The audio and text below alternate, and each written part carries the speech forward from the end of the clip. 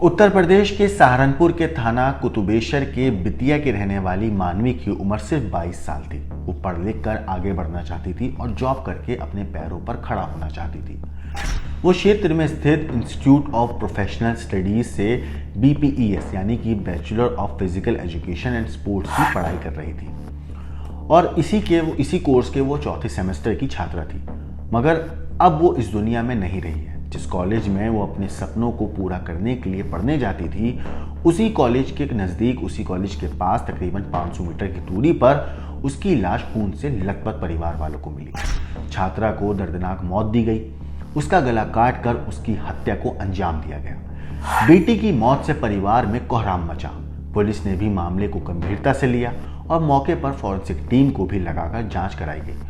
तो जो सच सामने आया उसे सुनकर परिवार वाले और पुलिस वाले सब हैरान थे, क्योंकि कातिल मानवी का एक रिश्तेदार ही था जिसने एक तरफा प्यार में 22 साल की मानवी की बेरहमी से हत्या कर दी।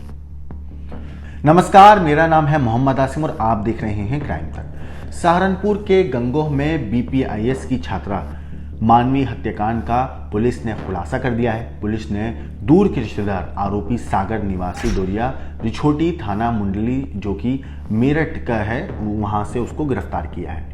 आरोपी ने एक तरफा प्यार में हत्याकांड को अंजाम दिया था। छात्रा पहले से उससे बात करती थी, लेकिन जब सागर की शादी हो गई तो उसने सागर से बात करना बंद कर दिया और इसी गुस्से में आकर उसने मानवी की हत्या कर डाली।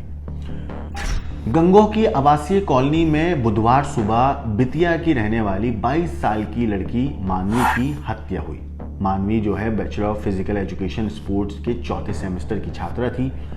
जब इसकी हत्या हुई तो परिवार वालों ने और आस पड़ोस के लोगों ने गुस्सा जताया। पुलिस ने जांच करी तो CCTV में एक छात्रा के साथ एक युवक दिखाई दिया, जिसके बाद रिश्तेदारों की तरफ से सागर जो है पता चल गया कि जो CCTV में शख्स दिख रहा है वो सागर है, जो रिश्ते में छात्रा का दूर का एक रिश्तेदार लगता है।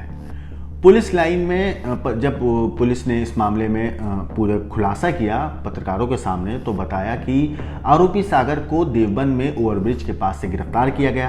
पूछताछ में आरोपी जो है सागर, उसने बताया कि वो सरकारी नौकरी की तैयारी कर रहा है और दूर का रिश्तेदार होने के नाते वो पहले मानवी से बात किया करता था। करीब 3-4 साल से ये दोनों एक दूसरे को जानते थे। दोनों के बीच फोन पर बातचीत होती थी।